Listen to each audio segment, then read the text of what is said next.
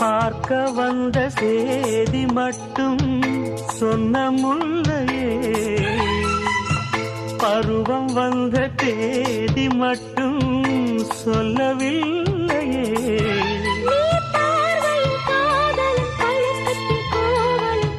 சொல்லவில்லையே.